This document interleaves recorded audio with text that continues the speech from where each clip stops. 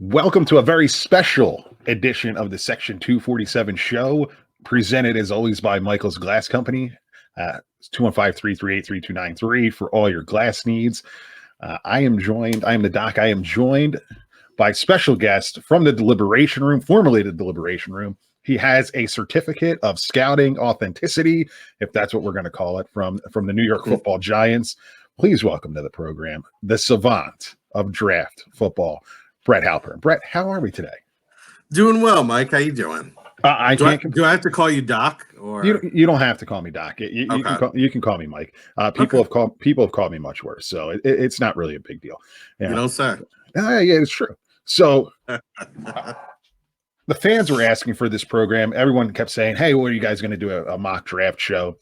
And I said, I don't have anybody that I can really do it with. And you were sending me some stuff, and I'm like, here it is, light bulb. Let's do it. Let's do the mock draft. Some background. We used to watch the draft for days on end. It was one of my favorite things in the world when it was Saturdays and Sunday, where we hunker in at 11 o'clock, watch the draft straight on through to 8 o'clock, and then back the next day on Sunday. You, not me, but did a lot of analysis. So that's why you're here. Well, thank you. I remember vividly us sitting there watching it, and I would say around the tail end of the second quarter, back in the Saturday format. But that's when we would start to fade a little bit. You need a little food. Then we would get going in the third round because that's when the picks started to come quicker. Right. Yeah. Right. But there would be a definite period of fading. So. But it was fun. Do you like that format, the back-to-back Saturday, Sunday, better than the setup that it is now? I miss the Saturday, Sunday format. What I do not like is Thursday alone. I really love Friday night rounds 2 and 3. That I enjoy a lot. Yeah, so there's more to it when it's rounds 2 and 3. It's a little bit better of a program.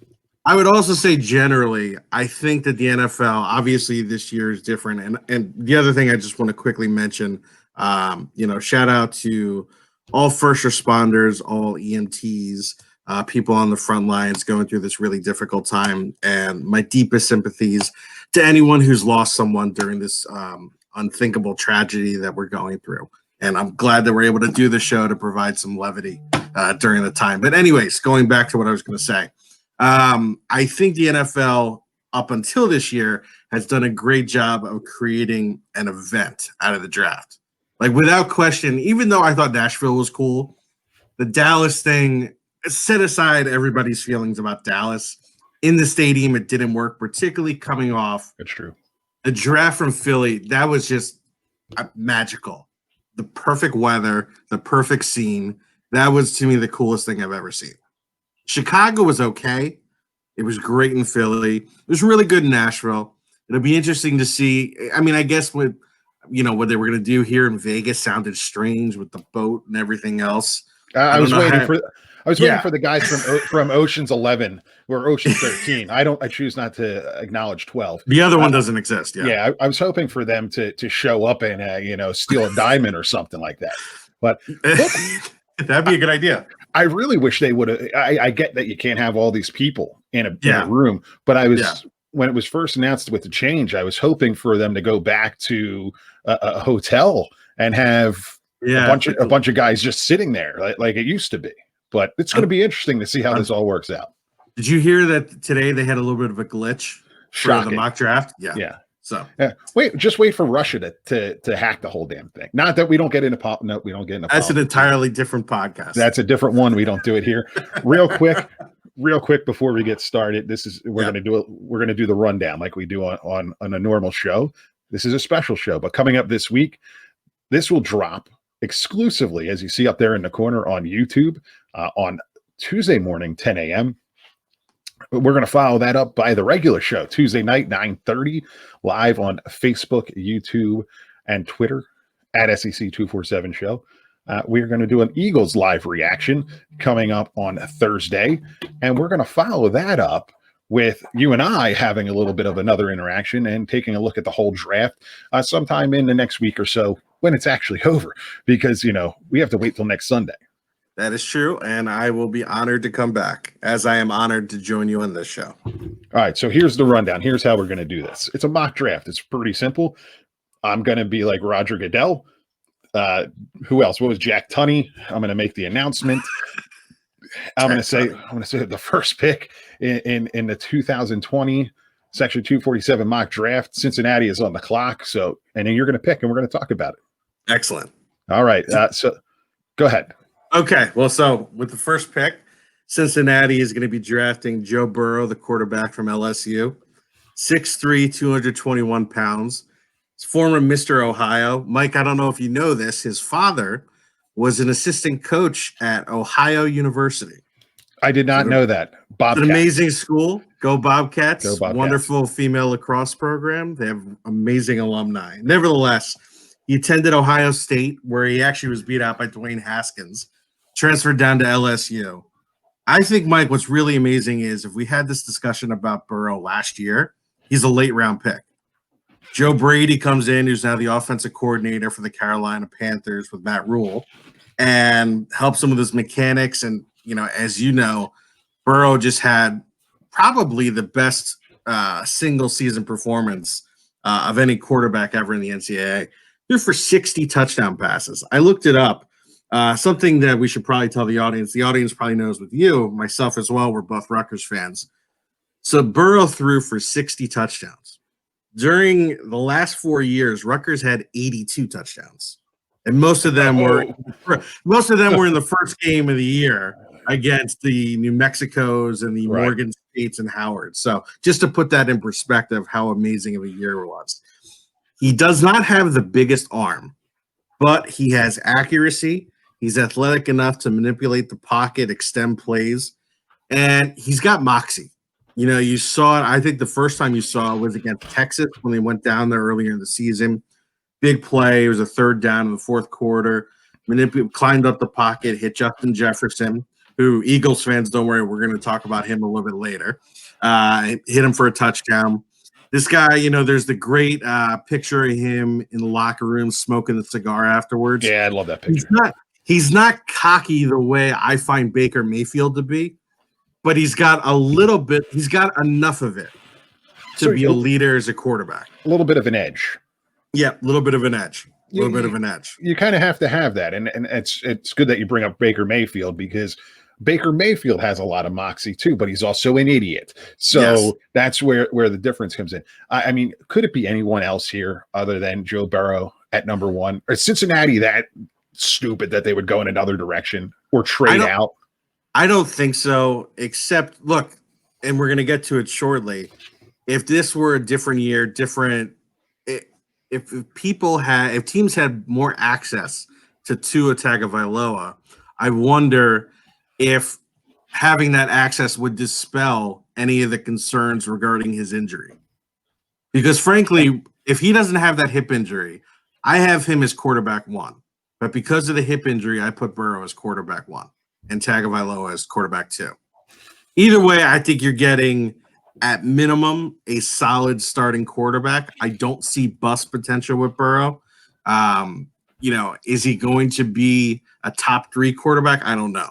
I've seen some comparisons to Aaron Rodgers. I think that's because of the improvisational skills. He does not have that kind of arm. It's not a Chad Pennington noodle, but it's not a rocket. He's definitely worth the number one pick, though. Cincinnati 2-14 last year on the year. Their offensive efficiency ranking 30th in the National Football League. Overall ranking 31st. You can't get much worse than that. That's pretty bad. That's why they're picking number one. Exactly. You beat me to it. Next on the clock, picking number 2. Hail to the Redskins. Yes. 3-13. The Washington Redskins are on the clock. Who do you have the Redskins taking here? I think the Redskins have the easiest job in the world. if this was a normal draft, they would just have someone quickly run up to the stage or wherever they go to hand in the card. Hopefully, the Russians or someone else do not choose to hack the computer system at this time. It's going to be Chase Young, defensive end from Ohio State. He is the top player in the draft. I liken him to Myles Garrett, but without the injury concerns. Because you remember, Myles Garrett had an ankle issue. Some people were questioning the drive and everything else at the time. Chase Young is actually a cleaner prospect than Myles Garrett, in my opinion. Guy had 16 and a half sacks and was suspended for several games, including the Rutgers game. Yeah, so you can't say, look, he had 10 sacks against Rutgers and it inflated his number. It didn't happen, people. Exactly. This is not like 07 OC Umenyiora against Winston Justice. So wanted to give a little throwback there. But anyways, what I really like about Chase Young, he is an elite athlete, has great bend. I think I'm going to talk about what he needs to work on simply because there's so much that he's good at. Because if you listen to most people, they're just going to gush over him, which they should. I think he could add a few more tools to his repertoire in terms of pass rush. He relies on the athleticism. He could develop a few more counter moves. He could be more stout against the run. I think that's probably the main difference between him and Nick Bosa. I actually think he's a better pass rusher than Nick was at this point last year. He's probably not quite as strong against the run, but I also think his ceiling might be higher because of the athleticism. So Washington is really, if you think about it, they're going to have a really strong defensive line. They got Montez Sweat last year. Inside, you have Matt Ioannidis from Temple, and you have the two Alabama first-round picks, Jonathan Allen and Deron Payne. So they really are going to have a strong – and plus they have Ryan Kerrigan. So that's a really strong unit, to have for the next several years. A lot of changes going on in Washington. It's going to be real interesting to see. Washington has a real coach now. Yeah. So it's going to be interesting to see if the ownership can get out of the way and let the Redskins kind of do something. Look, I still think they're the bottom barrel of the NFC East, but they're going to be better. It's going to be competitive. Yeah. Oh, look, I think Dwayne Haskins showed you something towards the end. He had a decent game against the Eagles. He did. He had a really good game. Yeah. He brought him back to forced overtime against the Giants. Look, I think the Giants and the Redskins are the bottom of the division. I think that they will both, prove their ineptitude at different points of the season. But I think that adding the top player of the draft is always a good way to build a team, particularly at a position that most people would say is one of the top three positions of importance in a football team as a pass rusher. I would agree there, and we'll get to that when we get to that. Washington ranks defensive in their defensive efficiency ranking according to ESPN 27. Overall, their ranking is 32. They can only go up from there. Yep. We're going to move on to the number 3 pick in the draft, coming in at 13, 12, and 1. The Detroit Lions, the Fighting Matt Patricias. Oh boy, man, they did not have a good time last year. Who do you have Detroit taking? The Detroit Lions will be selecting Jeff Okudah, cornerback from Ohio State. I think he's probably the number 2 prospect in all of the draft. I've heard draft pundits rate him as the highest graded cornerback since Jalen Ramsey, even going back to Patrick Peterson. This guy really he's an elite athlete, but silky smooth. He is an absolute tactician. I think that in Detroit, he's going to play the role that Stephon Gilmore played in New England under Matt Patricia. When looking at the Lions, though, I think what bothers – look, this is a great pick. Besides the fact that I'm making – if you end up with Jeff Okudah, that's what I'm saying. I think that's a great pick. That's a win. But in terms of moving forward, I think the thing is, look, I'd love to have Jeff Okudah and Darius Slay. I don't know why, they got rid of him. Apparently there was some tension there with Patricia. Supposedly he even told Slay, like, you're not at that level of the other elite cornerbacks. Yeah. I think Slay is going to prove a lot of people wrong this year in Philly. So Well, we could get to that when we roll Of around course, yeah. when we roll around to a league preview if we have a season this year. Yeah. But look, this is a very much I don't want to say a Belichickian type pick, but it's a type of pick that I could see New England making. That, and then Patricia he's obviously a disciple there. I think that people in Detroit need to give him a little bit more time. Yeah. I don't know if he has that time, but we'll see. But he was a rocket scientist. That is true. Yeah. That is true. He did lose a Super Bowl, by the way. He did. He did. Right. Congrats. Yes. Moving on. Pick number 4. This one is very important to you. 4-12 last year. The New York Football Giants, offensive efficiency ranking 25th, defense 28th, special teams 17. Overall, ESPN has them the 29th team in the National Football League, which is why they are drafting number 4. Who are the New York Football Giants taking? Well, I'd like to apologize to the New York Giant fan base, but they are going to be going offensive tackle and drafting Jedrick Wills, the offensive tackle from Alabama. So I think now is probably just a good time there are 4 top offensive tackles. The way I have them rated are Jedrick Wills, Tristan Wirfs, Mekhi Becton, and Andrew Thomas, which is obviously why I have Wills coming off the board first at number 4. Look, to me, the Giants, they could clearly pick Isaiah Simmons here. Isaiah Simmons is a rare talent, has rare athleticism, but for reasons still beyond my comprehension, you drafted a running back at number 2 in 2017. You drafted the guy that you want to replace Eli Manning last year, who I believe performed better than I anticipated. You have to protect him. Nate Solder was a disastrous pick. I think they overpaid for him. He didn't play. He's not playing well. There are other tackles, Cam Fleming. You need to build the offensive line. Jedrick Wills, I believe, is the top offensive tackle in this draft. He played right tackle at Alabama. So technically he was actually protecting Tua's blind side because Tua's a lefty. He is really great feet.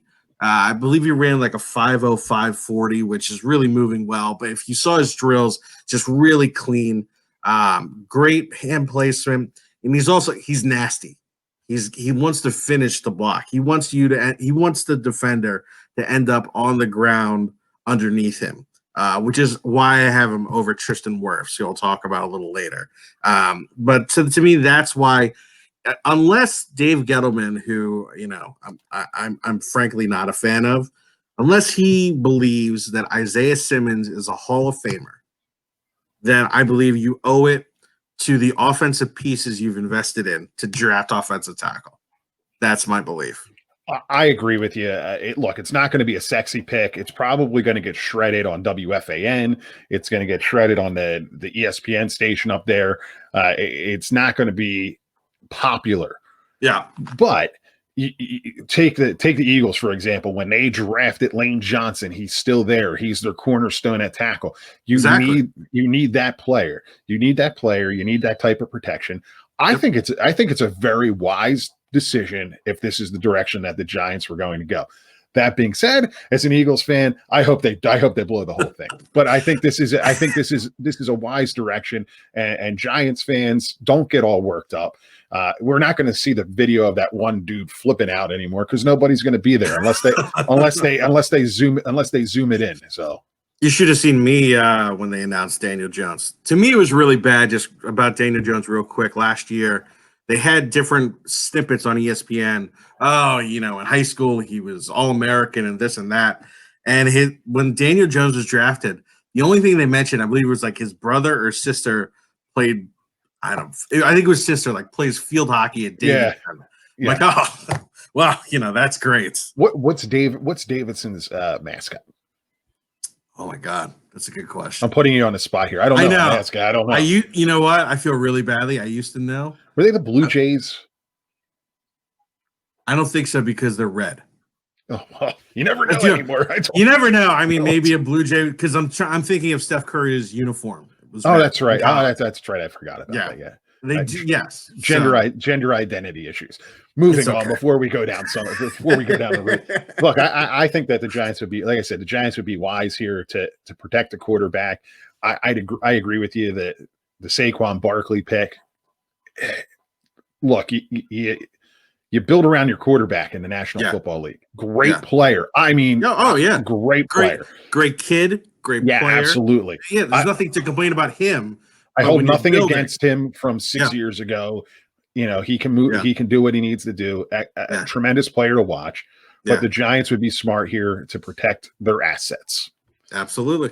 Let's move on. Miami Dolphins picking number 5. They were 5-11 last year. I didn't realize they won 5 games. Offensive efficiency ranking 24, defensive 30, special teams 22. We're just going to throw out special teams. Nobody's picking a kicker in the first round unless you're Oakland or Las Vegas. Tampa drafted Aguayo in the second. I forgot. Yeah. So overall ranking, according to ESPN, at 30. Who do you have the Miami Dolphins selecting here? I have the Miami Dolphins selecting Tua Tagovailoa, quarterback from Alabama. This guy has been on the NFL's radar for a very long time, as well as fans. I mean, that's why in the beginning of last season, there was the term tank for Tua. Yeah. I mean, as you remember, it came in that magical second half in the national championship game as a freshman and won the game, beat Georgia. I believe his ceiling is Drew Brees. Okay. You know, I don't know if that's kind of ironic. That's kind of ironic for the Dolphins fans. I know, exactly. Yeah, that's a good point. You know, I mean, obviously a little shorter, so that there's that similarity to Drew Brees, but he has great instincts, very accurate thrower, very elusive. He's a little bit more athletic than Burrow. You know, but then I think you have to talk about the injuries. And is he going to change his game at all to protect himself? So I think that's one of the main concerns moving forward. But he is definitely the kind of quarterback. He is a good enough prospect for the 5th pick, even with the injury concerns, in my estimation, to build your team around for years to come. It's interesting. You know, Miami is in desperate need of a quarterback. That's the best thing I can say about this pick is this is, to me, is one of the early storylines of the draft. It's not Joe Burrow going 1 or anything else. It's where is Tua going? And look, I mean, it could be worse. He could go somewhere else, like Los Angeles. Well, so here's the interesting thing about this. So this is, you know, when you had asked me to do this, you wanted me to choose and select players based upon what I would do. Now, if you read the reports out there, supposedly Miami wants Justin Herbert. And, you know, not to completely give it away, I have Herbert going in the first round, but not this high. And I think it would be a mistake for Miami to choose Herbert over Tua, unless it just comes down to the fact they just do not believe he's healthy. Yeah, I mean, you really got to look at the medicals. Look, that injury was very similar to Bo Jackson's. It ended Bo Jackson's football career. Yep. He was never the same baseball player after that. Now, granted, that was almost 30 years ago, so science has changed, but you don't want to draft a quarterback at 5 and have him be injury prone, because that's a problem. Then it's a wasted pick. Yep. Then you're going to be drafting a number 5 for years to come. Exactly. Yeah. Moving on. Number 6, the Los Angeles Chargers, 5-11 a year ago. Again, I'm surprised they won 5 games. 16th ranked offense. They weren't horrible. Yeah. They weren't great. They're kind of a mediocre team. 23 in defense, 20th overall ranking according to ESPN. Who do you have the Bolts taking this year, their first pick? Is it me, or do you have a hard time saying the Los Angeles Chargers? When I was creating the graphics to this, I put San Diego. Okay, all right, just throwing that out there. Yeah, all right. Yeah. So I have the Chargers, I know the tradition of them starting in LA, and I think it's kind of cool. They brought back the old logo, but they play in the StubHub Center or the Home Depot Pavilion, whatever it's called, in front of 20,000 opposing fans. It's awful. Just go back to the Murph. Come on. It's pretty bad that you and I, our senior year, so for those who don't know, Mike played at Cherry Hill West, I played at Cherry Hill East. Our senior year game almost drew as many people as the Chargers do at the StubHub Center. Exactly. And that's not because either of our teams were any good. We were awful. I still got the helmet back there. So Los Angeles Chargers selecting Isaiah Simmons, linebacker, I honestly think he's the first guy you could literally just call hybrid from Clemson. So to me, he's the ultimate chess piece. So he is 6'4", 238, ran a 4.3 940 at the combine. He has played middle linebacker. I believe he's mainly going to be an outside linebacker. Plays safety, can play slot corner. My question is, he has the ability to do all these things, but is he truly great at any of them? That's my one concern, and that was my one concern evaluating him as a potential pick for the Giants 2 slots earlier. But if you look at personnel, pairing him with Derwin James, the Chargers, now, I mean, if you think about out west, the amount of speed that you're going to need to contain different teams like the Chiefs, the Ravens, I think that's really creating an excellent defense. You look at the roster of the Chargers, I think it's a multi-year process for, I've heard that they are comfortable with Tyrod Taylor as the quarterback. We'll see. I think that I do think you need to add a quarterback, but again, this is what I would do. And with Tua gone, there's no one at 6 that I would want. And if I'm staying this pick, I'm going to add this ultimate chess piece, this Swiss Army knife, and have defensive coordinator is going to lick his chops because you could use him so many different ways. So, could this be a scenario where they trade out? You think? I've heard. Well, let's go back to last pick. If the Dolphins are dumb enough to take Herbert, Tua makes a lot of sense here. He absolutely does. I'd be ecstatic. If it's Herbert, then you got to say, look, do you like Herbert? Is maybe Jordan Love worth it towards the end of the first round? And so at that point, I think it might be worth trading down. Look, we live in a new world. It's the National Football League is about offense, but defense still wins championships. It's just how it is. I think you build around certain defensive players, and this is the kind of guy that you can build around. Yeah, it would be a nice pick for all 15 fans. Yeah. All right, let's move on to number 7, the Carolina Panthers, a team in flux. Matt Rule from Baylor by way of Temple, by way of the New York Giants, is the new head coach. They have gotten rid of Cam Newton. They brought in Teddy Bridgewater, who, look, I have the utmost respect for. I saw the guy win a game in a broken foot, minus the fact that that Rutgers got ripped off on a bad penalty. That's neither here nor there. I had my eyes closed for it. Yeah, you did. Yeah. you definitely did. Carolina 5-11 a year ago. At the downside on the offense, they were 28th. They were ranked 28th defensively, 27th overall. Who do you have the Panthers taking? I have Carolina taking C.J. Henderson, cornerback from Florida. I believe he is the clear-cut number 2 corner. Supposedly, there are teams that actually have him above Okudah. He's a great athlete. He is 6'1", 204, ran a 4.3 940. There are times I think he got beat at Florida simply because he relied so much on his athleticism.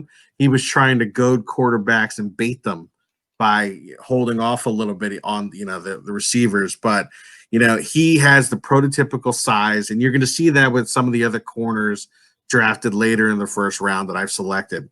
But I think you think about who is now in the NFC South. You have Tom Brady, Drew Brees, and Matt Ryan.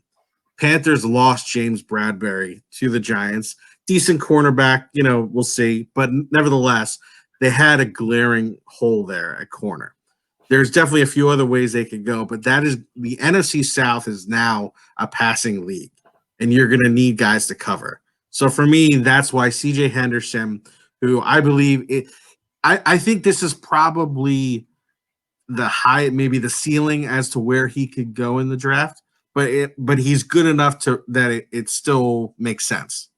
If you follow what I'm saying. But after C.J. Henderson, I believe there's a sizable gap between the second cornerback and whomever you have rated as third. So to me, that's why this made sense.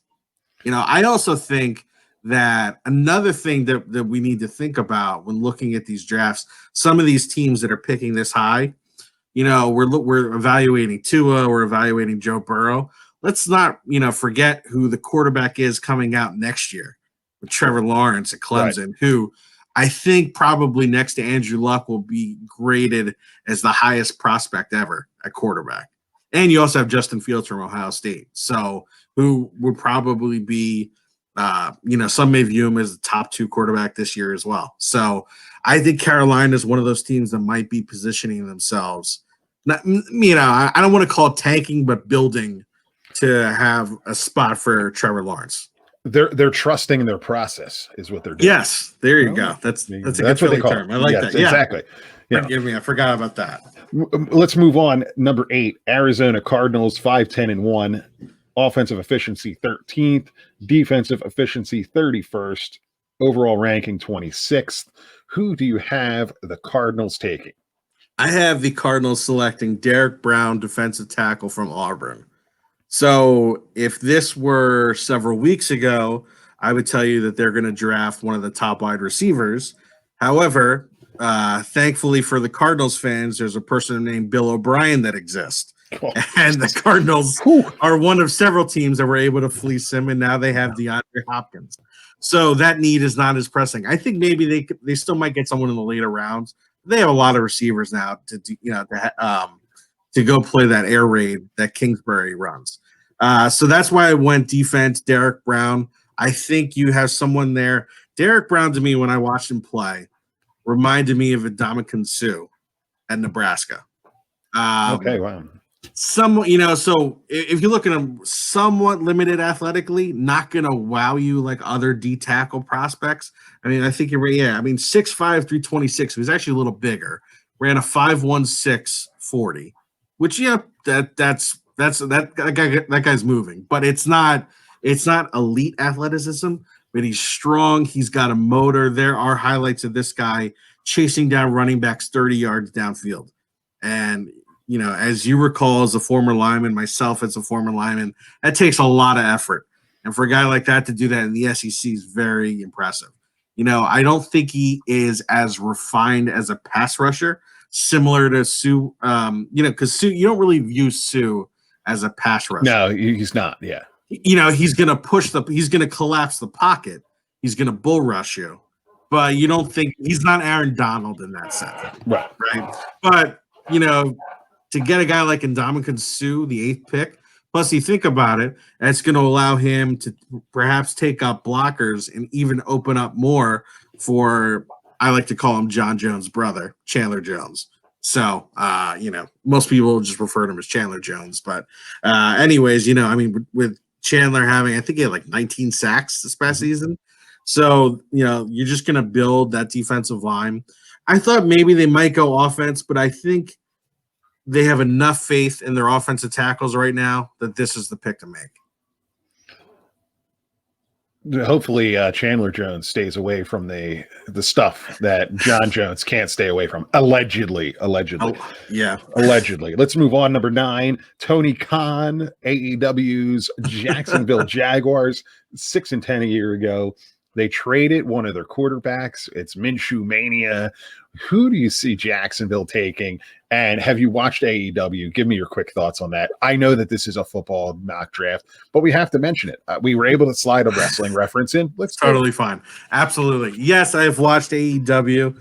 I am probably not as much a fan as you are. I think it's okay to me. I get the feel of the late stages of Monday Nitro. Oh, geez, okay. Just make the pick. We're moving on. Do it another. Look. First, the first episode and the big reveal is Jake Hager. Yeah, it was look, good wrestling. There's very good wrestling on it, so I'll give you that. All right. So can they pick better football players than they can wrestlers? That's the question. I believe so. I hate to say it. Tom Coughlin was a disaster as an executive for the Jaguars.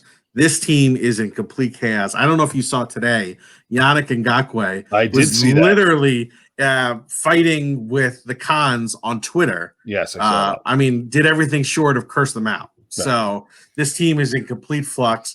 Anyone who was at the core of that AFC Championship game run is now gone or miserable there.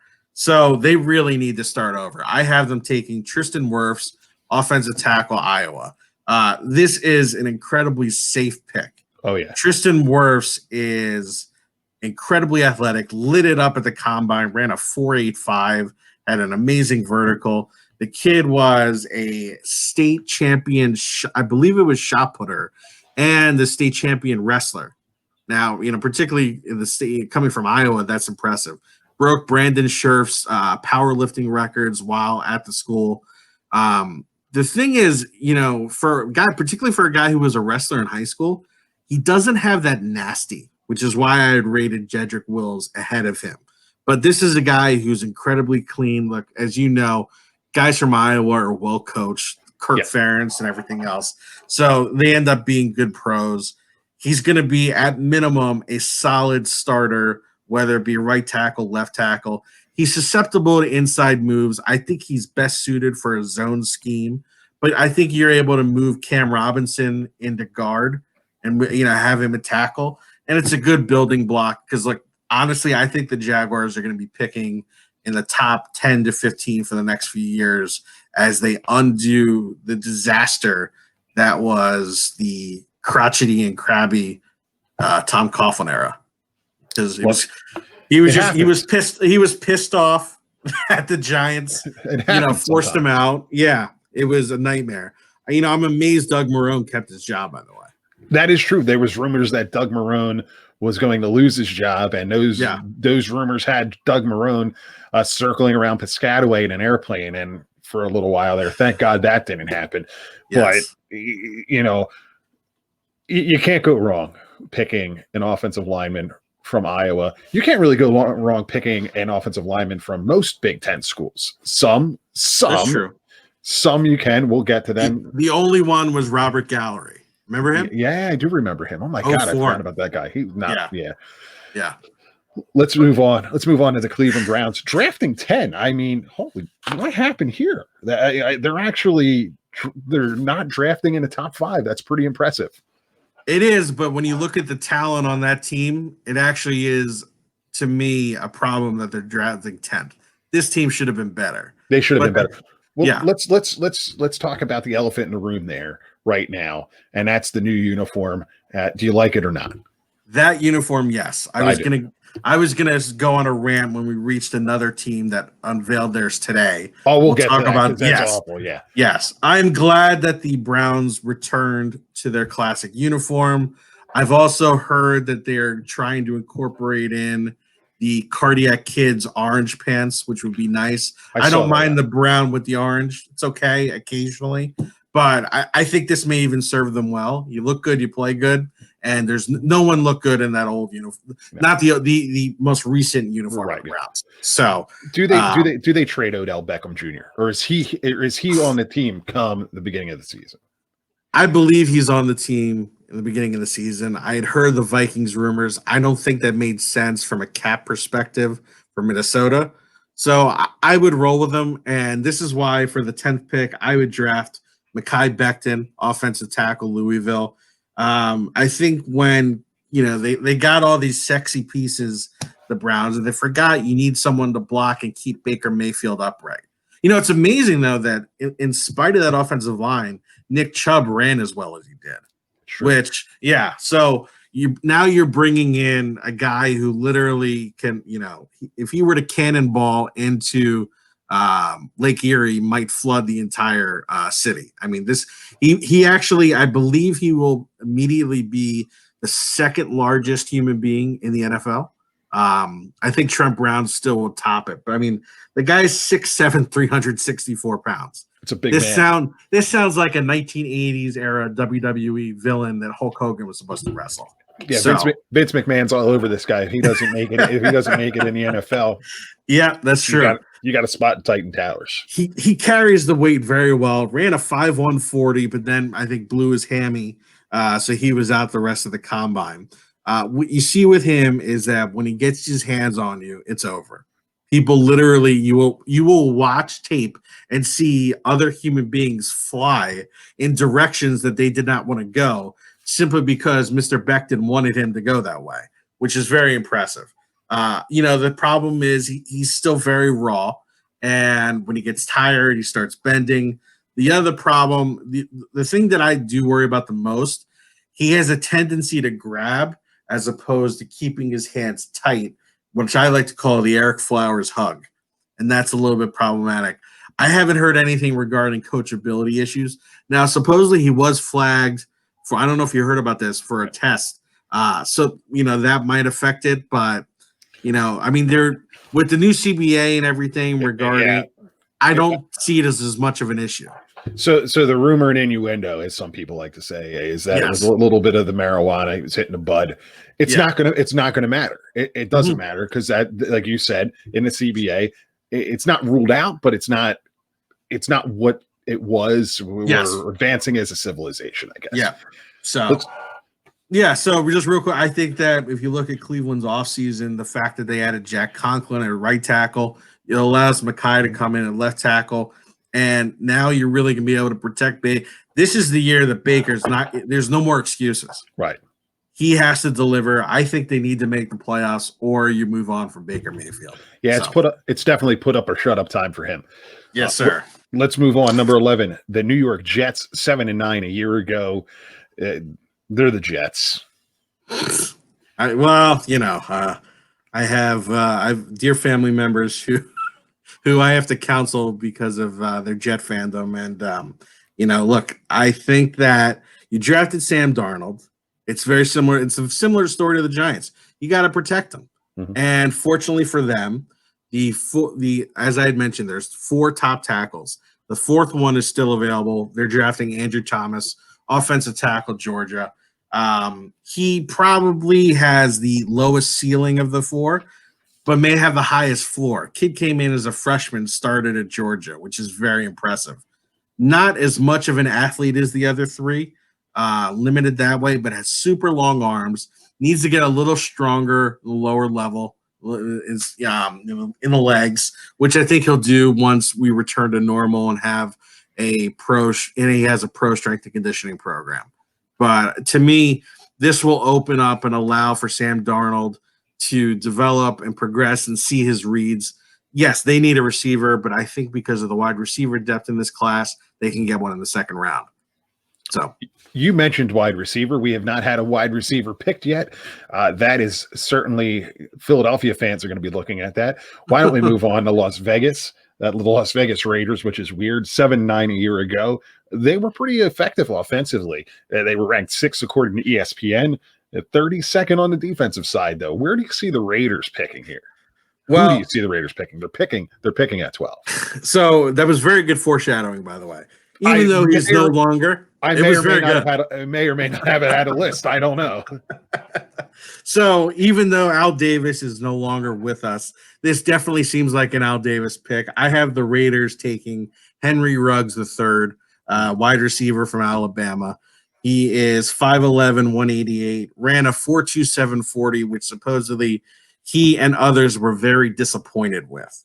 And most people still believe that actually, and supposedly he did not take the 40 time as seriously as others. Because, and there's stories of last year at Alabama's Pro Day, warmed up and ran like a 4.24. So, as you well know, you train to run the 40. And so this guy has really never done that. He's just that fast. He is Tyreek Hill fast. He is a game changer. But unlike Tyreek Hill, he's a far more complete receiver at this stage of his career. For people just to say, "Oh, Ruggs is fast," that's it. That's really not the case. He's a good route runner, not great. He can improve on that, but he is definitely not just straight line speed. He's actually a lot tougher. He'll go over the middle. But as soon as you get him, you open up the entire field because you have to account for that kind of speed. Mm-hmm. We saw even, when in the Super Bowl when Mahomes was struggling, he turned right to Tyreek Hill and changed the game. So I think that's what he gives Vegas.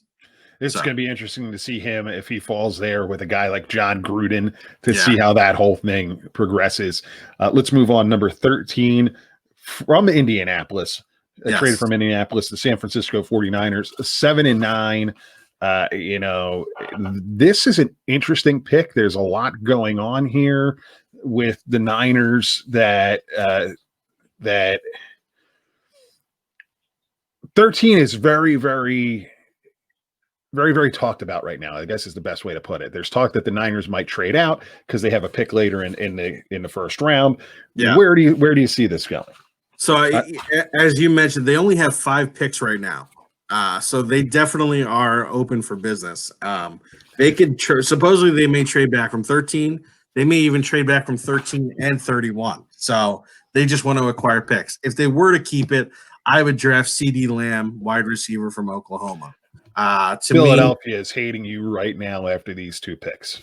Well, maybe they'll start to like me a little more, yeah. But they never really liked me to begin with. So that's an entirely separate discussion. Fair point. So CeeDee Lamb, wide receiver, Oklahoma, 6'2", 198, ran a 4.5 40.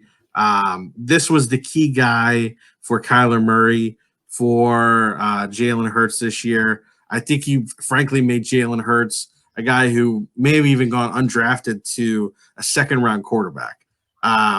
Has a limited route tree, but once he gets the ball in his hands, he is tremendous in terms of after the catch ability. Very physical. If he can put on a show at the combine, just in terms of his hands, it's not going to drop many balls. Interestingly, I have him rated as my second receiver taken, but I think he makes more sense in Kyle Shanahan's scheme, because I believe he's going to set him up at different spots where he's just going to give him the ball and say, go ahead, take off, as opposed to running a more intricate passing system. So that's where I had Lamb going, as opposed to, say, Jerry Jeudy. Now, if you're the GM here, and I apologize, San Francisco obviously wasn't 7-9; they were in the Super Bowl. Indianapolis was 7-9, which is why they were there. If you are the GM, if you are John Lynch and you have your 15 television monitors, I don't know if you saw that tweet of this whole setup, it was impressive, which I really want from my work desk. Are you trading these 2 picks back? I would trade. You're going to get more of a haul for this one. Right. And look, you get, people don't realize DeForest Buckner is a really good player. Mm-hmm. And I credit him with taking up enough space that Eric Armstead had the career year he did. It wasn't simply just the presence of Nick Bosa. So, I think I would trade this pick back and keep 31. But the thing is, a lot of people also value those picks real late at the end to grab a quarterback because you want the 5th year in the contract. So, look, if you have 5 picks, I think you need to trade back a little bit. But 13, you're still talking about a blue chip prospect. Yeah. So, and if you have an opportunity to draft, frankly, any of the top 3 wide receivers, I would take them. So, because you lost Emmanuel Sanders. You did. I like that. I liked him. He did very well for my fantasy football team and led me to a championship. I should retire, but I'm not going to. Congratulations. Yeah. Let's move on. Number 14, Tampa Bay. The Tampa Bay Fighting Tom Brady's 7-9 a year ago. I don't. Where do they go now? This whole thing has changed now that Tom Terrific is in Tampa. Yeah. Well, look, to me, they're all in. This is not a time to take a pick looking to the future. You need to protect Tom Brady. As we both know, Tom Brady's kryptonite, which frankly is the kryptonite of any quarterback, is a porous offensive line. The guy does not like to get hit. Their offensive tackles are average at best, which is why I have them drafting Josh Jones, offensive tackle from Houston. I think this is about as high as Jones can go. And if I was a Tampa fan, the way that this particular draft plays out, you'd be disappointed because you're hoping to nab one of those top 4 tackles. There's a little bit of a gap between Thomas and Jones. But having said that, he came on very strong in the senior year, and towards the end of the season. He did really well in the Senior Bowl. He's a solid athlete. He's not really going to wow you, but he has a great frame, very athletic frame. I think he's actually going to put on a lot of weight and become more of a road grader. And he definitely he's real nasty and finishes blocks. So I think that it's a solid pick at this area, and it's someone who's going to help protect Brady. They have 2 really good receivers. They have 2 really good tight ends.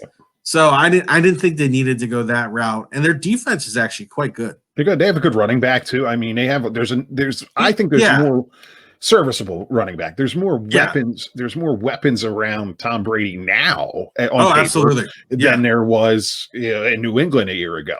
Yeah. So, and real quick, their uniform change decent. Oh, At least right. they Yeah, returned. yeah. They returned to the Warren Sapp era. Yeah, I would have liked to. To me, I think this is the time to go bold and bring back the creamsicle. I agree.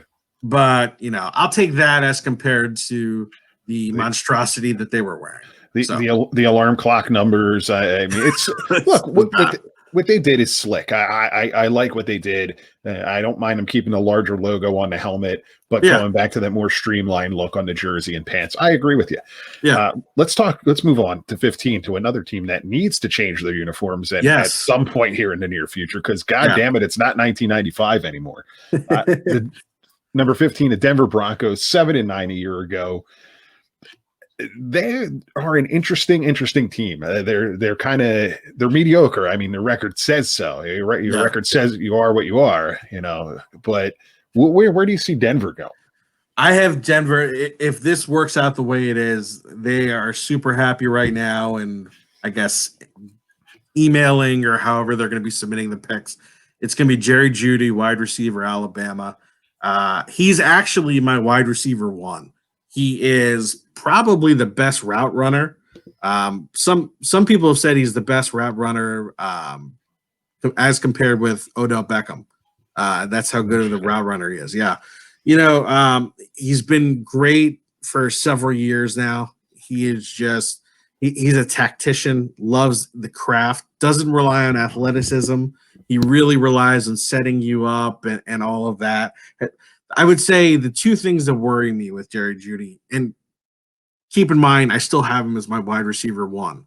Some people say, look, as compared to other top wide receivers, he doesn't splash at elite athleticism. If you look at the other top receivers, all of them have at least one component of their game is some level of elite athleticism. That's the argument.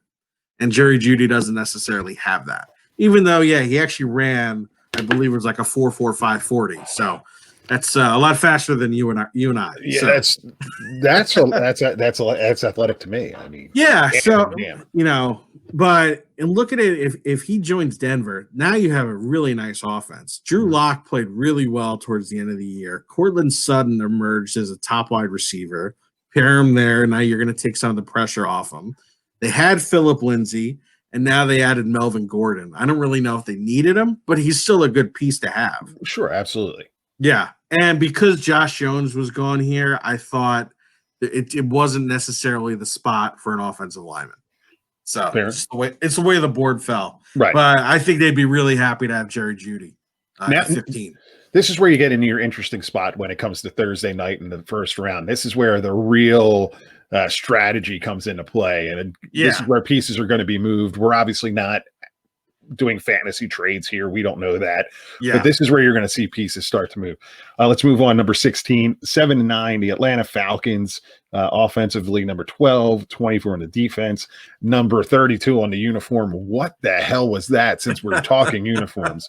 The Falcons had a great opportunity, similar to Tampa, to bring back an older look. And did they miss that thing or what? They're like an arena. It's an arena league team.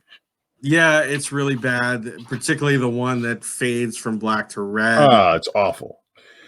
And look, I think the red. I don't think it would. The red jersey was always their best look to me.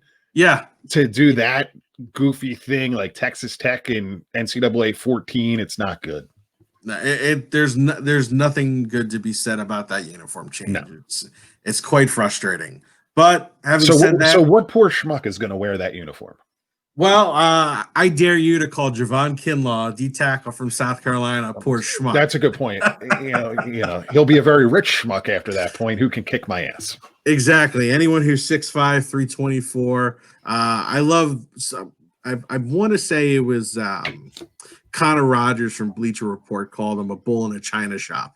And I think that's A, a great description for Javon Kinlaw, and B, a great description to have for a defensive tackle. You just want someone who is going to create havoc in from guard to guard. I think he has more prowess as a pass rusher than as compared with Derek Brown, who went number 8 to the Cardinals in this mock draft.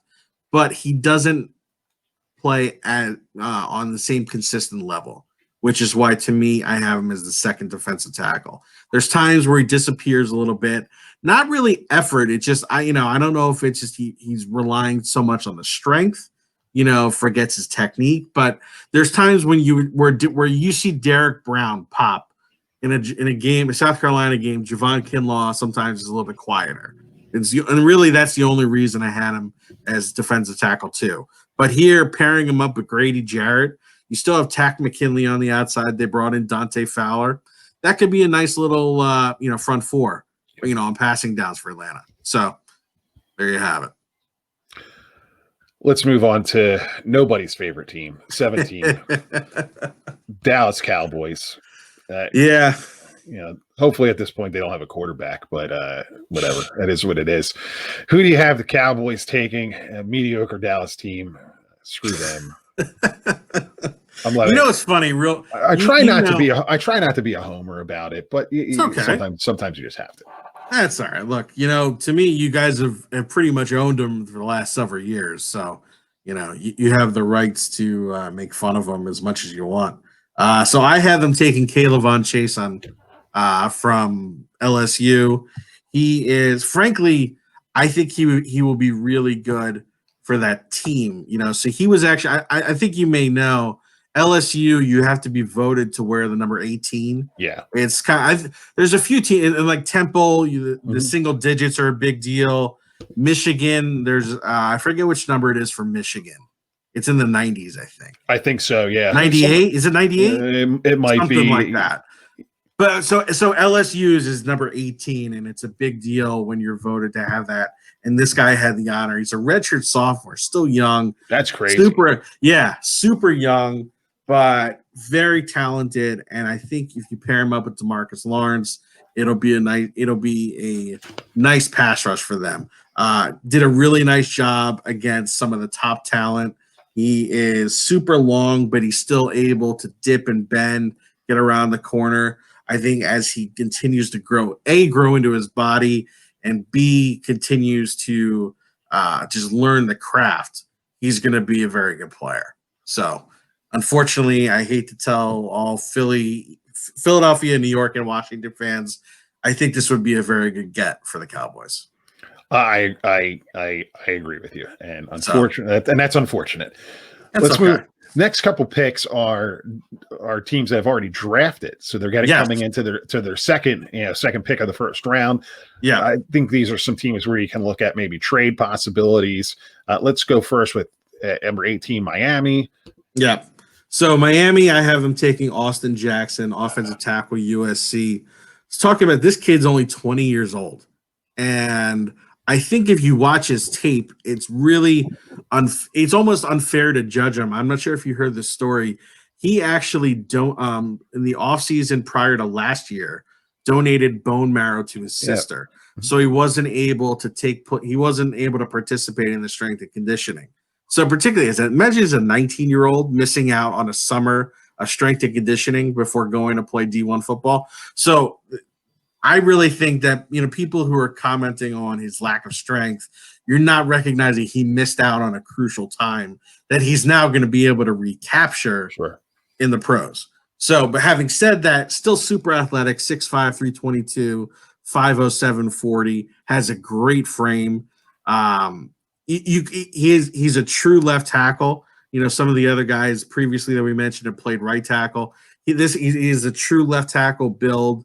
And once he gets stronger, I think the ceiling is as high as some of those others. It's just right now the floor is a lot lower. But with Miami, to me, this is a multi-year build. Why not just get a guy who has a lot of upside, super young, and so to me, it makes a lot of sense. Sure, if you're going to take Tua up at you're going to find a guy to protect him. Yeah, and frankly, if Tua, he's probably going to redshirt. He's going to redshirt anyways. Right. Essentially, so. Yeah. Let's move on. Number 19, we're going to go back to the Fighting John Grudens, the Las Vegas Raiders. Who do you have the Vegas Raiders taking? I have the Vegas Raiders. That's another weird one to say. It is very, very odd. Yeah. AJ Terrell, cornerback from Clemson. Mike Mayock, you probably saw it in last year's draft.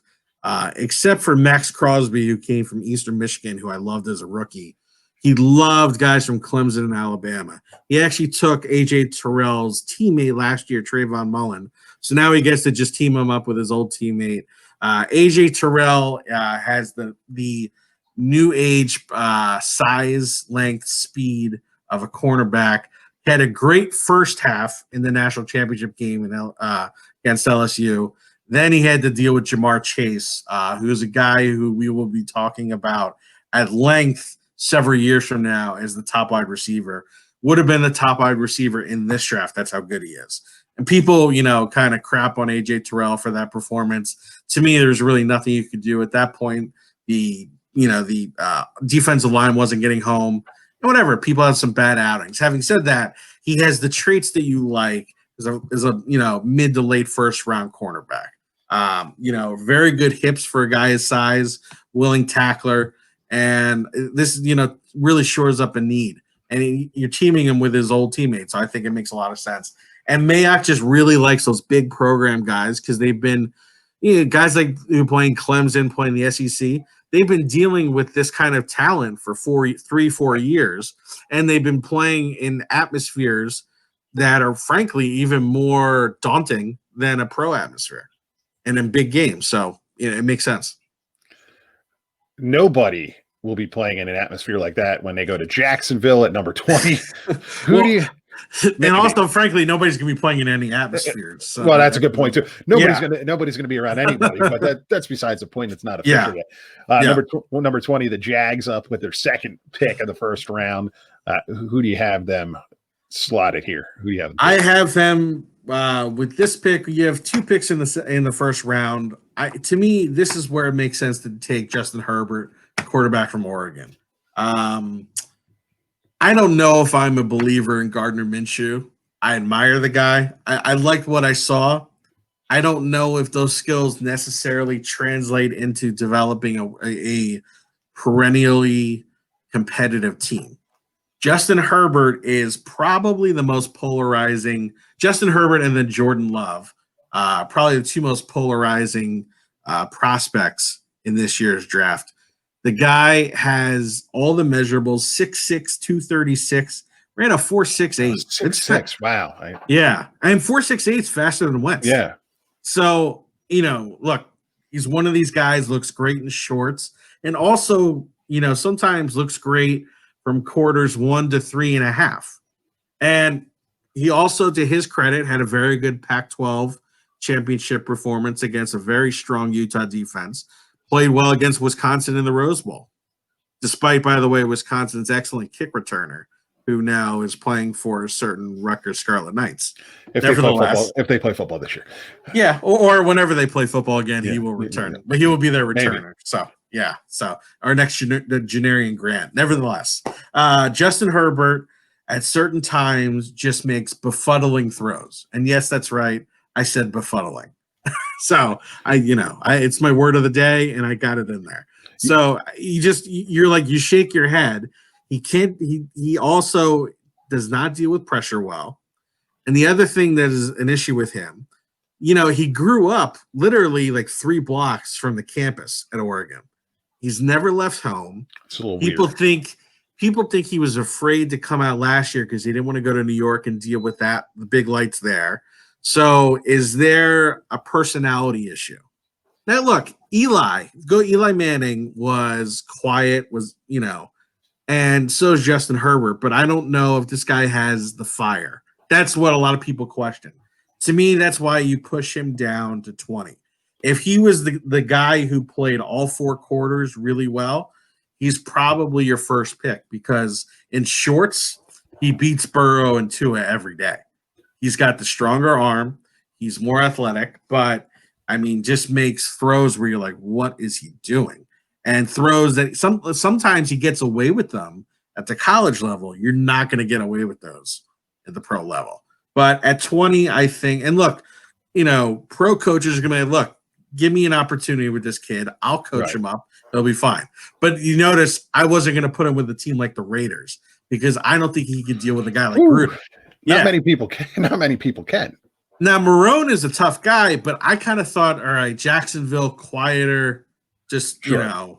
Nobody's really paying nurturing attention. front office. No one's Right. paying attention. Yeah. Yeah, that was my thought. They have hot tubs up in the stadium. It's not what it once was. Very. Yeah, How do you sit in a pool and watch a football game?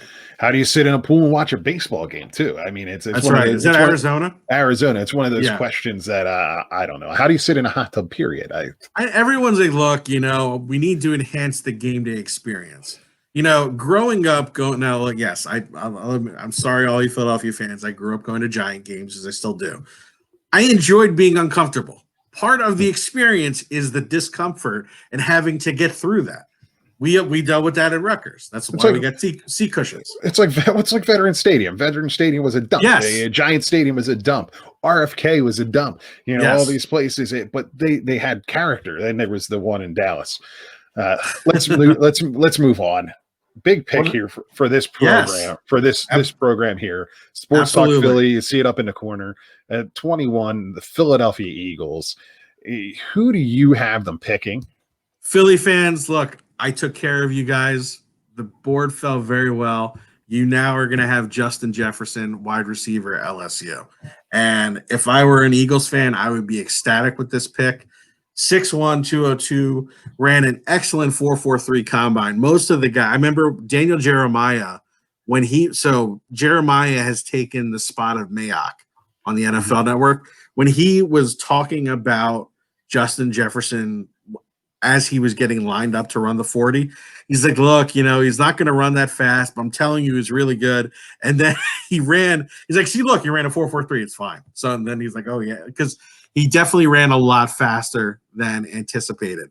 The guy moved to the slot, and he became Joe Burrow's safety blanket, and he will be Carson Wentz's safety blanket.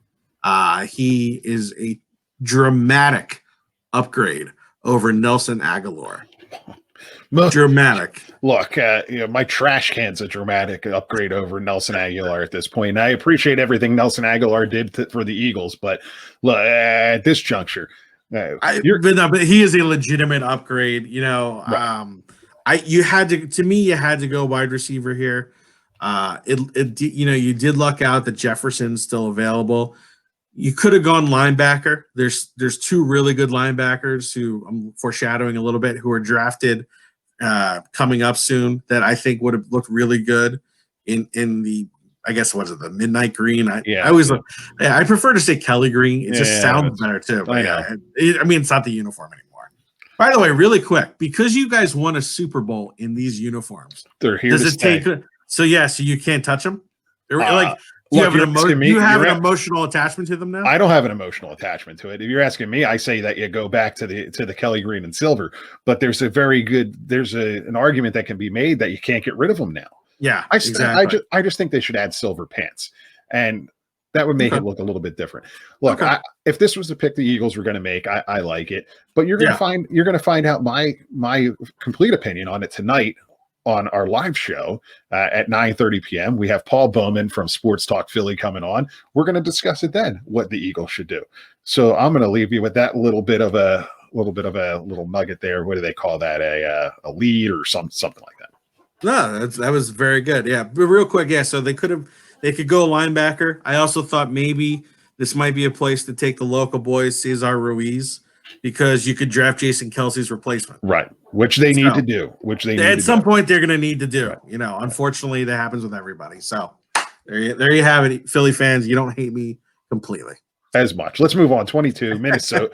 Let's move on. 22 Minnesota Vikings. Who you got? I have them replacing Xavier Rhodes and taking Jeff Gladney, cornerback, TCU.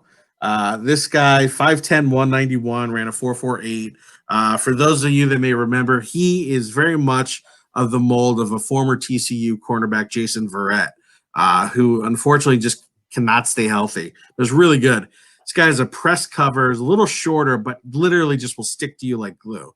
And to me, Xavier Rhodes was someone who I thought was going to be one of the next great corners, and his game just fell off a cliff.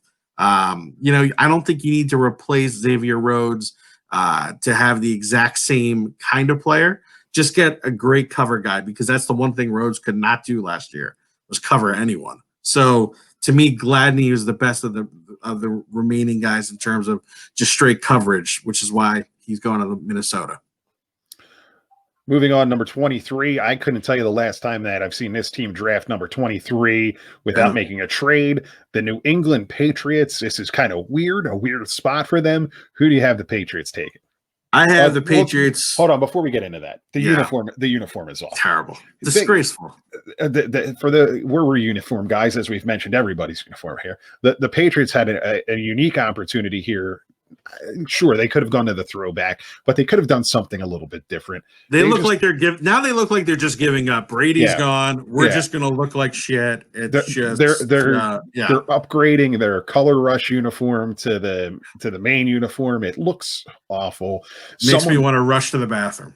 Someone posted a picture of the Replacements, the movie The Replacement, and I was like, wow, that's what it does look like. It's awful, horrible. Maybe they should have Shane Falco. Yeah, they should. Who's going to wear the horrible uniform? Yetur Gross-Matos, defensive end from I like that pick. That team from Pennsylvania, also known as Penn State. As much as I don't like Penn State, he's an excellent player. 6'5", 266, great length. I see a bit of Jason Pierre-Paul in him, but I also think he's a little quicker. You know, remember Pierre-Paul was just that long strider, where he has a little bit of better feet, and I also think he has better. He's much further along, actually, in terms of from a skill set perspective than Pierre-Paul at this point. You look at the Patriots. Think of the guys who have walked out the door in terms of pass rush. John Jones' brother, Chandler Jones, and you had Trey Flowers. This team is now going to have to win football games 13-10 each week. So you have to build up that defense, and you got to add pass rush. And this is the kind of guy who really makes sense. And he's from all reports also a really good guy, good teammate, smart guy. So it makes sense that's the Patriots. To succeed in New England, you have to have that. So let me just say I like this pick. Yeah, not necessarily with the university, but I like this pick. Yeah. I'm going to leave it at that. Let's move on. 24. Who do you have New Orleans taking? So I have New Orleans taking Kenneth Murray, middle linebacker from Oklahoma, 6'2", 241, ran a 4.52, tackling machine, tremendous athlete, incredible range, side to side. I know that Drew Brees this is probably his last year. To me, I understand you always want to have the replacement on your team. Mm-hmm. Maybe that's Taysom Hill. Maybe that's another quarterback like Jordan Love. But to me, they've been so close and have lost these ridiculous games to the Vikings and to the Rams in the playoffs. You have to go all in. Get yourself the best player available. They got Emmanuel Sanders in the offseason, which I thought was a great addition. Yeah, like that. To me, I think upgrading middle linebacker, having more speed is really good. I also think they did a tremendous job of getting rid of Eli Apple, which is addition by subtraction. So don't get me started. I just had to throw that in there. There you go. Minnesota. Who do you have the Vikings taking? So, when they traded away Stephon Diggs, they had a glaring need of wide receiver. I have him taking Denzel Mims, wide receiver from Baylor. What I think he brings initially is speed. He's a height, weight, speed guy. He's faster than Stephon Diggs. Ran a 4.38 at 6'3", 207. So initially, he is going to open up the offense for Adam Thielen in the intermediate. Because Thielen isn't really known necessarily as a deep threat. Right. You can put him inside, works the middle of the field, a lot of slants, and also the out patterns and everything of that nature. But I think that's the first area Denzel Mims helps out. Also, because he has a great catch radius, it'll help when those days when Kirk Cousins is a little off. Because those when he's throwing all over the place, you're going to need a guy. Not saying he's Plexico Burress, but a guy with big wingspan, big catch radius. So to me, Denzel Mims brings that. He had came on at the end of the season for Matt Rule, had a great Senior Bowl week, and then also was tremendous in the combine. So That is the story with Denzel Mims. Agree with you. 20 at 25, you got to make some replacements there. Minnesota, Kirk Cousins needs a guy to throw the ball to. Move on. Let's go. Miami, another draft pick for the Dolphins. Yeah. This is probably that trade out area, but Dolphins are going to sit here. Who do you have them taking at 26? I have them taking a local guy, St. Joe's Prep Zone, DeAndre Swift, running back from Georgia. Yep.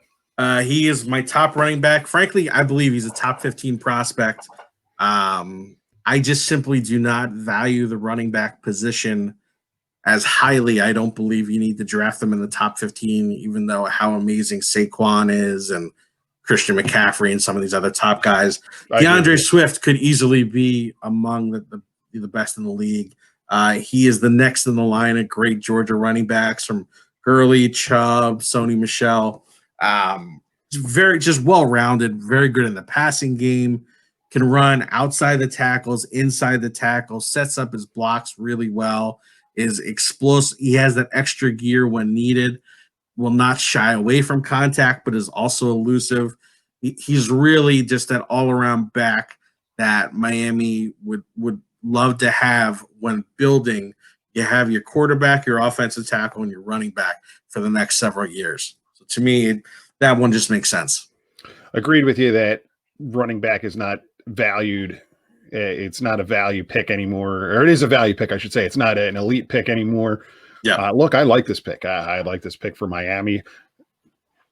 The Eagles don't need him. So move on. 27.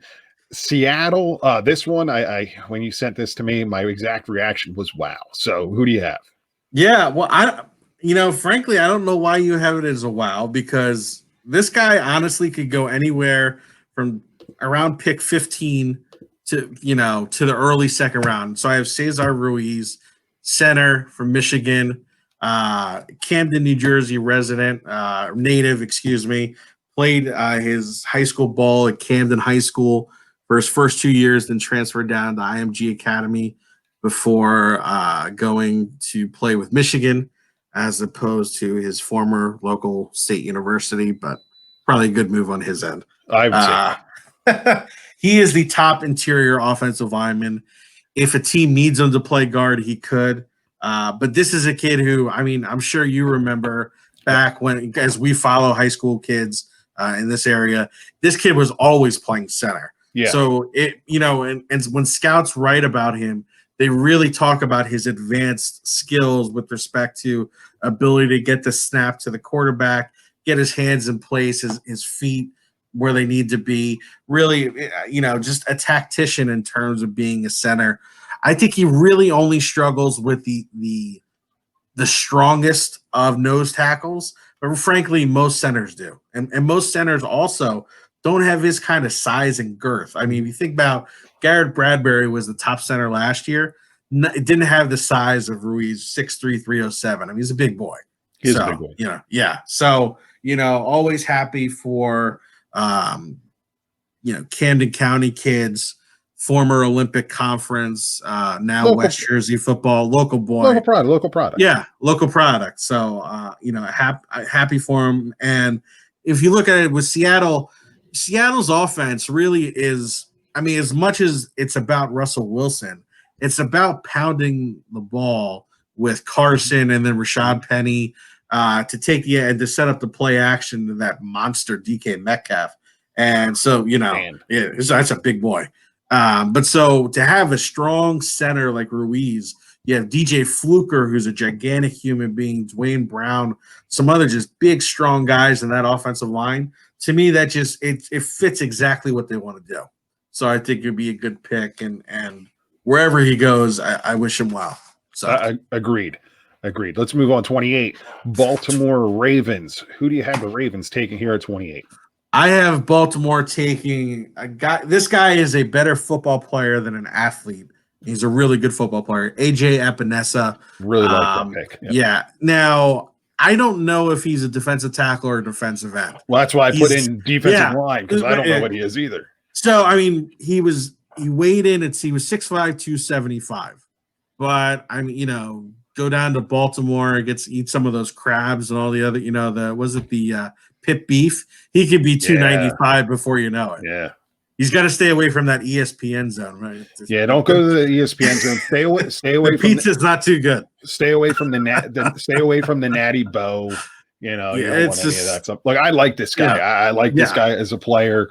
We got to see him in the Big Ten over the past couple of years. Yeah, and really good player. I thought maybe the best defensive player in the conference at one point. Yeah, but he's a tweener in the National Football League. It's one of those things, you know. See what happens with him. He's a tweener, but if there's a team that could, you know, that just is able to fit guys into spots and define roles for players, Baltimore is one of those teams, both defensively and offensively. I think he could help create a little bit of a pass rush. You know, they have Matt Judon, who they franchised. Let's see if they trade. I don't think they're going to trade him, but either way, he's not there for many years. They drafted Jalen Ferguson, hasn't really developed that much yet. This guy is only going to help, whether it's from the interior or exterior. This is just a good football player, and frankly, not going to a good football team. And this is one of the most talented rosters in the league. So, yeah. Number 29, Tennessee Titans. Who do you have the Titans taking? So this one, my father would be very excited. This is Isaiah Wilson, offensive tackle from Georgia. He's a Brooklyn boy. Attended Poly Prep, where I actually have a cousin who stars on the lacrosse team. It's also the home or the alma mater of the player who I wore my first. Do you remember my first number for the Raiders, the bad Raiders year? For those that don't know, Mike and I played 5 years together in Pop Warner. So I was not 70. It was in the 70s. 77. Oh, yeah, that's right. Lyle Alzado. That's right. Yeah. And he died later that year, which I don't know if that was good luck for me, but nevertheless, I'm sorry about that. Lyle Alzado, rest in peace. I wore 99 one year, so you know. You did. So, but yes, Isaiah Wilson from Poly Prep was one of the top recruits in the nation. Went down to Georgia, is a mammoth right tackle, shooting up the boards. 6'6", 350 pounds. Ran a 5.32, but his 10-yard split was just as fast as Mekhi Becton's and Jedrick Wills. So, look, you don't need a 6'6", 350-pound tackle running 40 yards. The 10-yard split is obviously more indicative of the athleticism that he needs to get the job done. You know, the only guy he ever struggled with, from what I've seen, was Caleb Von Chasen, who I had going to the Cowboys. Other than that, he's a road grader. And look at Tennessee. Who did they lose to free agency? Jack Conklin, the right tackle. This guy steps in. And by the way, do you know who is currently slated to start at right tackle for Tennessee? Dennis Kelly. Wow. Yes, Philly fans, Dennis Kelly. So Isaiah Wilson would be an upgrade. Yeah. Tennessee is the kind of team with Derrick Henry. They want to. You know, I think that there are teams in the AFC that are going to try. It's like the arms race. With Kansas City, they're going to say, look, we're going to have to try to score 50 points every game, bro. Something, absurd like that. Tennessee, and you saw it work at least for a quarter and a half against Kansas City in the AFC Championship game, where it's smash mouth football, control the line of scrimmage, pound Derrick Henry, keep the score low, and just, eat up the clock. And Isaiah Wilson effectuate, and he helps, accomplish those that style of football. So that's why I think this is end of the first round, early second rounds where Isaiah Wilson is going to come off the board. So that's where I have him. Packers picking at number 30. Who do you have the Green Bay Packers taking here? I have him taking Brandon Ayuk, wide receiver for Arizona State. Also, I refer to Arizona State as the Fighting Hermes. Yeah, the Fighting Hermes. The Fighting Hermes. 6 feet, 205, ran a 4.5. Supposedly he had an injury after the season training. He recovered for the combine. Some people think that had he had a pro day, would have ran a little better. This is a guy who is similar to CeeDee Lamb, electric with the ball in his hands. And really, this was just the next highest rated receiver. Green Bay desperately needs to have somebody else. They need the Robin to Devontae Adams being Batman. Yeah, because Geronimo Allison, Derek Lazar, those guys, good players, role players. They're not a legitimate wide receiver, too. Brandon Ayuk can really help out that offense and further open up the running game, which was really starting to come along last year with Aaron Jones. So, yep. So that's where I have the Packers going. 31, San Francisco 49ers, defending National Football Conference champions. Who do you got the Niners taking here at 31? Well, their actual pick. Yes. So assuming they don't trade out, I have them taking Jalen Johnson, cornerback, Utah. Frankly, if you read the scouting reports, AJ Terrell and Trevon Diggs, cornerback from Alabama, almost interchangeable. It really is just more like, who do you like? I think that Johnson, as compared with Diggs, is further along from the cornerback skill set, which is why I had him as opposed to Diggs for this pick. But very similar to AJ Terrell in that build, 6 feet, 193. This guy, this guy is a very willing tackler.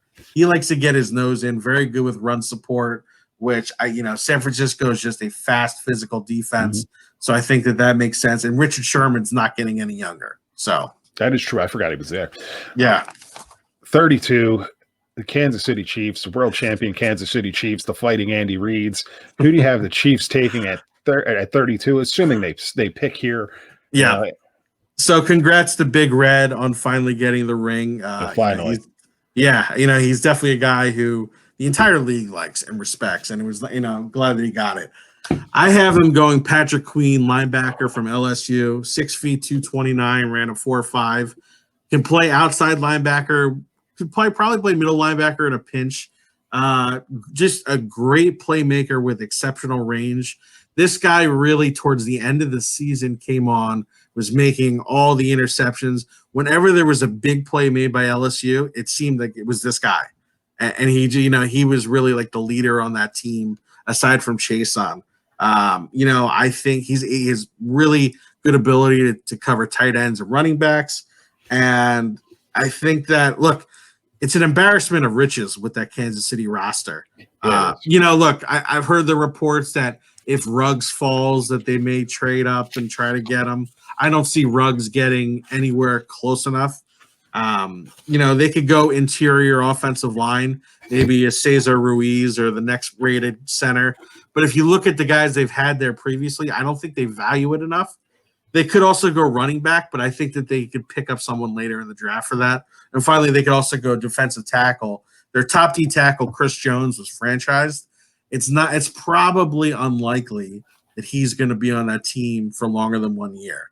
But again, I don't necessarily know if there's a D tackle in this range that makes sense when you have a player of Patrick Queen's ability out there right now. So there you have it. There you have it. There are the 32. We will revisit this after the draft to see how right you were. If trades happen, it happens. Let's not worry about it. Yeah. But you did ask me. You said, "Hey, you want some sleepers?" And I said, "Absolutely." So let's run through these real quick. These are your late round sleepers. Give everyone the criteria and who they are. So the sleepers are anyone who will be third round or below. They're players that caught my eyes for various reasons.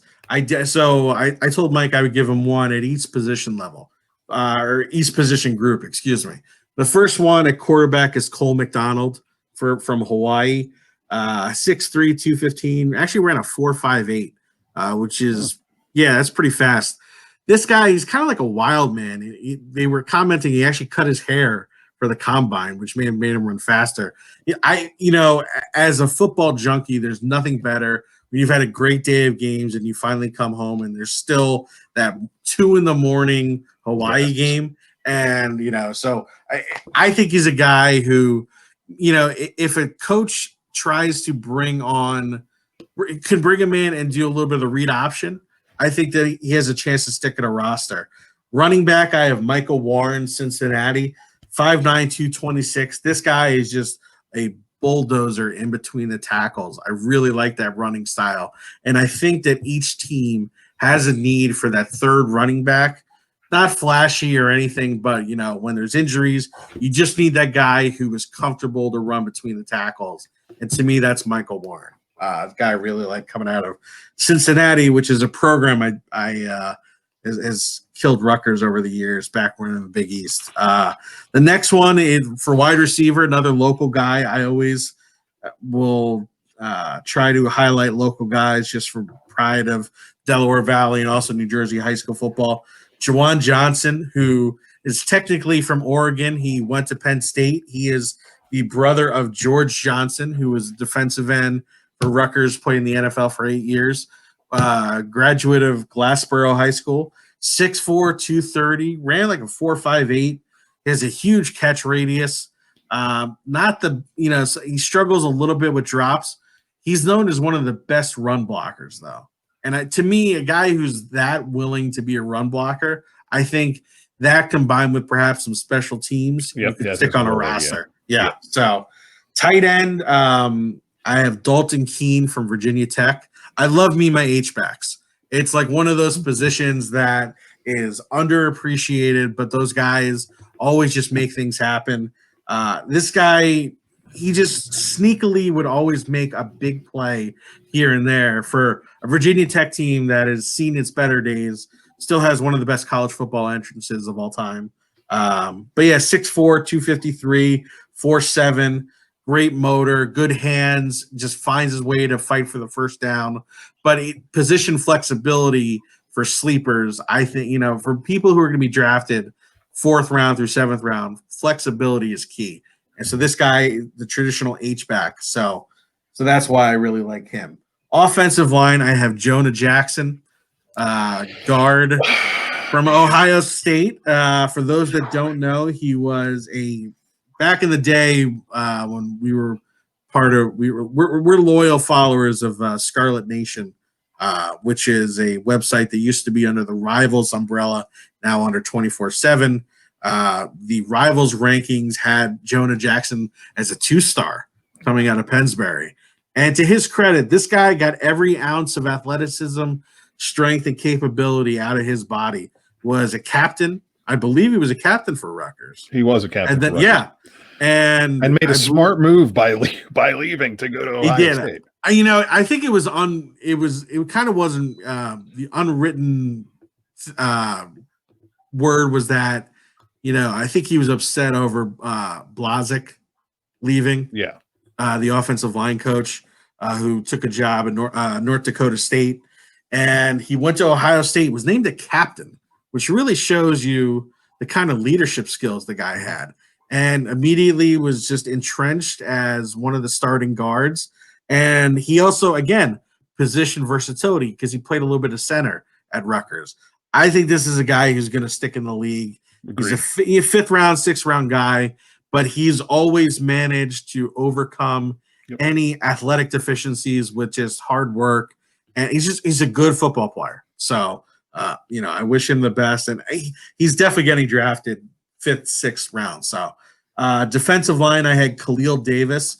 This guy blew it out. Knocked it out of the park in the combine. 6'1", 308, ran a 4.75. That's ridiculous. And to me, look, I'm not one of those guys, I'm not saying that every guy who's good in the combine is going to be a great player. But you have those kind of numbers and a coach can somehow channel it. You have the potential in a later round for a good player. Mm-hmm. And to me, he's got that build. He could be a very disruptive 3 technique. I actually think his best football is still ahead of him. So that's why I had him as my defensive line sleeper. Linebacker is an interesting one. Shaq Quarterman from Miami. Great name. Now, great name. This kid, after his freshman and sophomore year, when Miami was playing a little bit better when Rick first got there, this was a guy who, I would talk. My cousin is a diehard Miami fan, and I would talk to him about it. People were saying that surefire first rounder, the next great Miami linebacker. I don't know if his game fell off a cliff, if the surrounding talent didn't help him out. Look, Miami had a very rough year. He's kind of slotted in the 4th to 6th round. He's not quite the athlete as the great Miami linebackers of the past, but this guy is a heady football player and great IQ and likes to stick his nose in. I think a team that takes a chance on him in the later rounds is going to have a solid player who may eventually be a starter. So that's why I had Shaq Quarterman. And last but certainly not least, I like this defensive back had to go Harrison Hand, Cherry Hill West alum. Yep. He would be so. Mike, am I correct? He would be the first Cherry Hill resident since Avon Coburn. Probably in the NFL. Not that, and the first Cherry Hill Public School alum since Glenn Foley. Yeah, since what, 89, 90? 93. Oh, 93. Okay. I was making him older than he was. Glenn Foley's going to get angry at me. 93. Yeah, 93. Because he and Coughlin both left at the same time. And I am still firmly convinced. Nobody can tell me differently. He's a D-back here, but Harrison Hand is one of the most versatile offensive players I've ever seen in a high school football field. That's just my opinion from my position, 25 yards downfield as a field judge. And he led them to the playoffs for the first time in how many years? Forever, maybe. Yeah. So look, but yeah, so initially went to Baylor, then transferred back home to Temple. I think that you saw him continue to grow as a player. Now, people are going to say, all right, but it's Temple, it's the American Conference, it's not the Big 12. But look, Temple players have, to their credit, done very well in the pros. Ioannidis, Sean Chandler, the safety who's up with the Giants, many others. I think that Harrison Hand is definitely getting drafted. Very good athlete. I think he's probably better suited for a zone defense. But, Cherry Hill West guy, I had to mention him. By the way, did you know that he is cousins with Turk McBride? I did not, but yes. That for those that do not know, Turk McBride was part of the state champion Woodrow Wilson team of 2002. Then went on to play for the Kansas City Chiefs. So that is enough of my geekdom for one evening. I like it. and we appreciate you coming on. And like I said, we're going to have a follow-up to this after the draft. It kind of settles down. We can take a look at everything. In the meantime, this is going to be, you're going to see this up there, YouTube exclusive. We'll see you on Tuesday morning with this. Be sure to catch us Tuesday night for the live show, 9:30 on Facebook. The new logo reveal coming before that, which you have seen. We're going to have Paul Bowman from Sports Talk Philly. We're going to talk Eagles draft specifically. There is an article that will be dropping today on Sports Talk Philly. The 10 Eagles busts not named Mike Mamula, because anyone who still thinks Mike Mamula is a bust, you are an idiot. And I am writing that article, and we're going to discuss that as well. We appreciate you coming on. Be sure to follow the show, Section 247 Show at SEC 247 Show everywhere. Again, thank you for coming on. We appreciate it. Thank you for having me. Yeah, we're gonna do some more draft stuff and more football stuff, and we will catch you down the road.